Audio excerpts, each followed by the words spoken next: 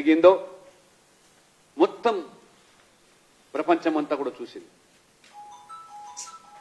ప్రధానంగా 4 అంశాల్లో వైఫల్యం చెందిందని. మేడిగడ్డ ఫైర్స్ కుంగిపోవడానికి మేజర్ 4 రీజన్స్ అని కమిటీ చాలా స్పష్టంగా ఆ యొక్క ఇనిషియల్ నివేదికలని planning, design, quality control, operation maintenance లో పూర్తి వైఫల్యం చెందింది. బ్యారేజ్ కింద ఇసుక కొట్టుకుపోవడం వల్ల ఫైర్ సపోర్టు బలహీనపడింది, తద్వారా కుంగిపోయింది. ఫౌండేషన్ మెటీరియల్ పటిష్టత, సామర్థ్యం తక్కువగా ఉండడము, బ్యారేజ్ లోడ్ వల్ల ఎగున ఉన్నటువంటి కట్ ఆఫ్ వాల్ అవన్నీ కూడా వైఫల్యం చెందిందని, సింక్ అయిపోయిందని, బ్యారేజ్ను తేలియాడే నిర్మాణంగా డిజైన్ చేశారని, స్థిరమైన కట్టడంగా దాన్ని నిర్మించారు. వీటన్ని కూడా పరిశీలించి మరి 2019 బ్యారేజ్ ప్రారంభించినప్పటి నుంచి నిర్వాహకులు సిమెంట్ కాంక్రీట్ దిమ్మెలను, లాంచింగ్ ఆఫ్రాన్స్ ను సరిగా పరిశీలించలేదు, మెయింటెనెన్స్ కూడా చేయలేదు. This is the report given by national dam safety authority. దానికి ఆనాటి అధికారులు ఏ రకంగా మసిబూసి మామిడికాయ చేసే ప్రయత్నం చేశారు. ఇంత పెద్ద తప్పిదం జరిగితే డ్యామ్ సేఫ్టీ చట్టంలోని అనేక నిబంధనలను వారు ఉల్లంఘిస్తే మరి ఆ రకంగా ఆనాడు రేవంత్ రెడ్డి గారు పిసిసి అధ్యక్షుడిగా వెంటనే దీని మీద పూర్తి స్థాయి సిబిఐ విచారణ జరపాలని చెప్పి డిమాండ్ చేసిన వ్యక్తి. అంతేకాదు ఇది మొత్తం రాష్ట్ర సంపద అంతా కూడా దోపిడీ జరిగింది. ఎందుకంటే ఆనాడు స్వయంగా ముఖ్యమంత్రి కేసీఆర్ గారే తనే ఇంజనీర్నని, తనకు మించిన ఇంజనీర్ ఎవరూ లేరని, ఒక అద్భుతమైన ప్రాజెక్టును నిర్మాణం చేస్తున్నామని, అది కల్వకుంట్ల చంద్రశేఖరరావు కాదు కాళేశ్వరం చంద్రశేఖరరావు అని రాగాలు తీశారు. ఒకనొక దశలో ఒక బ్రహ్మాండమైన పర్యాటక కేంద్రంగా మరి తీర్చిదిద్దడమే కాకుండా ప్రపంచ స్థాయిలో పర్యాటకులు ఆకర్షిందని చెప్పి కూడా బీఆర్ఎస్ నాయకులు ఏ రకంగా మాట్లాడారు. కాబట్టి ఇది మొత్తం దీనికి బాధ్యులైనటువంటి మరి అధికారులు ఆనాడు డ్యామ్ సేఫ్టీ అథారిటీకి ఈ విధమైనటువంటి మరి మీరు జవాబులు చెప్పారో, ఏ విధమైన సంజాయిషి ఇచ్చుకునే ప్రయత్నం చేశారో. వారు 23 అంశాలు ప్రస్తావిస్తే అందులో 11 అంశాలకు మాత్రమే మీరు దాన్ని జవాబులు చెప్పి తప్పించుకునే ప్రయత్నం ఈ రకంగా చేశారు. ఎందుకంటే ఇప్పటి వరకు ఈ కాళేశ్వరం నిర్మాణానికి ఖర్చు చేసింది 93,872 కోట్లు. కాళేశ్వరం ప్రాజెక్టు నిర్మాణం కోసం తీసుకున్న అప్పు 71,565 కోట్లు. కాళేశ్వరం ప్రాజెక్టు కోసం తీసుకున్న అప్పుల్లో ఇంకా చెల్లించాల్సినటువంటి అసలు 66,868 కోట్లు. కాళేశ్వరం ప్రాజెక్టులో డిస్కంలకు పెండింగ్ బిల్లులు కరెంటు కోసం 3,192 కోట్లు.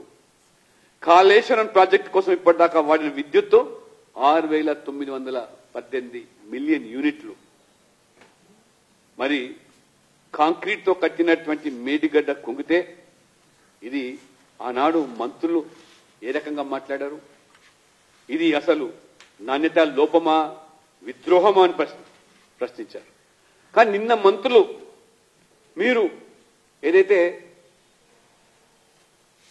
గుంపుగా వెళ్లి అఖిల పక్షాన్ని విస్మరించి ఎందుకు ఇవాళ ముఖ్యమంత్రి రేవంత్ రెడ్డి గారు ఇంత పెద్ద అవినీతి కుంభకోణానికి సంబంధించిన కాళేశ్వరం ప్రాజెక్టు విషయంలో దానిని ఇవాళ చిన్నదిగా చూసే ప్రయత్నం జరుగుతుందా అనేటువంటి అనుమానాలు వ్యక్తమవుతున్నాయి. ఏ అధికారులు అయితే ఆ రోజు బాధ్యులుగా ఉన్నారో, ఏ అధికారులైతే 2021లో ప్రాజెక్టు కంప్లీట్ అయిందనేటువంటిది ఏజెన్సీకి సర్టిఫికెట్ ఇచ్చారో, మరి ఆ అధికారులే నిన్న ఈ ప్రభుత్వం ఆ అధికారులకు మరి నమ్మి విశ్వసించి ఈ అవినీతి ఈ రకంగా మీరు బట్టబయలు చేస్తారు, ఎవరును మీరు దోషులుగా నిర్ధారిస్తారు. ఆనాడు ఇదే అధికారులు పూర్తిగా జరిగినటువంటి ఆ ప్రమాదము దాన్ని చిన్నదిగా చేసే ప్రయత్నమే కాకుండా ఏ ఏజెన్సీ అయితే నిర్మాణం చేసిందో 2 సంవత్సరాలు వాళ్ళదే పూర్తి బాధ్యత. ఏది జరిగినా ఆ లోపాలు జరిగినా ప్రమాదం జరిగినా మళ్ళీ ఆ ఏజెన్సీ బాధ్యత వహించాలని చెప్పినటువంటి ఆనాటి మంత్రులు అధికారులు ఏజెన్సీ చాలా స్పష్టంగా బాహటంగా 20 కోట్లనే మా పనులు పూర్తి అని చెప్పి సర్టిఫికెట్ ఇచ్చింది ప్రభుత్వం అధికారులు. ఆ 2 సంవత్సరాల గడువు కూడా పూర్తి అయిపోయింది. మాది ఎట్లా బాధ్యత అవుతుందని చెప్పి వారి వల్ల తిరిగి వారు ప్రశ్నిస్తారు. అంటే ఈ ప్రజాధనాన్ని ఈ రకంగా ఆనాటి ప్రభుత్వం ఆ రకంగా లూటీ చేసి ఆ రకంగా దోపిడీ చేస్తే ఇవాళ మీరు ఏదో ఉడత ఊపుల మాదిరిగా ఏదేదో పై ఏ అధికారులైతే బాధ్యులైనారో ఒక్క అధికారి మీద కూడా మీరు ప్రభుత్వం వచ్చి దాదాపు 25 రోజులుగా వస్తుంది, ఒక్కరి మీద చర్యలు తీసుకోకపోవడం పక్కన పెడితే మరి వారి నేతృత్వంలోనే మళ్ళీ పవర్ పాయింట్ ప్రజెంటేషన్లు, మంత్రులు వాళ్ళను నమ్మి మీరు ఇవాళ మొత్తం డ్యామ్ కాదు 6 పిల్లర్స్ మాత్రమే డైమండ్ కటింగ్ ద్వారా ఇతరత్ర మరమ్మతులు చేసుకునే అవకాశం ఉందనే రీతిలో మీరు ఇవాళ కూనీ రాగాలు తీస్తున్నారంటే అనేక అనుమానాలు ఇవాళ వ్యక్తమవుతున్నాయి. అంటే ఈ యొక్క అవినీతిని కుంభకోణాన్ని వెలుగు తీయడంలో ఈ ప్రభుత్వానికి చిత్తశుద్ధి ఉన్నదా?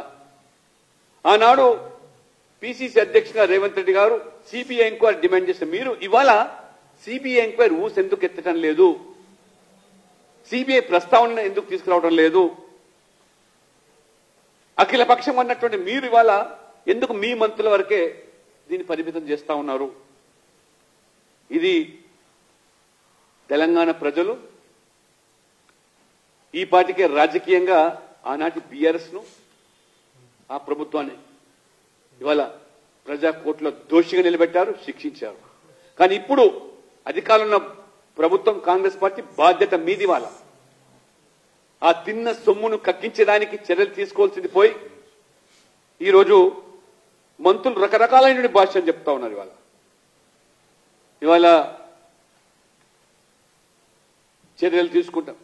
ఏ అధికారులు అయితే బాధ్యులుగా ఉన్న వాళ్ళం ఒక్క అధికారి మీద చర్యలు తీసుకోకుండా మేము విచారణ జరుపుతాం, పూర్తి స్థాయి దర్యాప్తులు జరుపుతాం.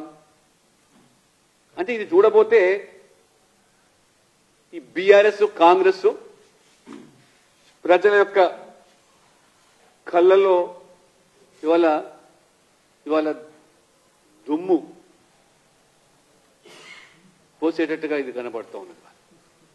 అంటే మీరు చేసే ఎత్తుగడలు ప్రయత్నాలు ఇది బీఆర్ఎస్ ను రాజకీయంగా లొంగ తీసుకోవడానికా లేదా ప్రజాధనాన్ని ఏదైతే దుర్వినియోగం జరిగిందో దాన్ని కక్కించడానికా స్పష్టం చేయాల్సిన అవసరం ఉంది. ఎందుకు ఈ ప్రభుత్వం వచ్చినటువంటి మళ్ళీ నేషనల్ ఇవాళ ఏదైతే డ్యామ్ సేఫ్టీ అథారిటీ పూర్తి వివరాలు అందించి పూర్తి స్థాయి దర్యాప్తు కూడా ఎందుకు ఇంతవరకు చర్యలు తీసుకోలేదు? ఇప్పటికైనా వెంటనే ప్రభుత్వం సిబిఐ ఎంక్వైరీకి వెంటనే డిమాండ్ చేయాల్సిన అవసరం ఉన్నది. సిబిఐ ఎంక్వైరీ విచారణ జరపాల్సిన అవసరం ఉంది. తెలంగాణ ప్రజల సొమ్మును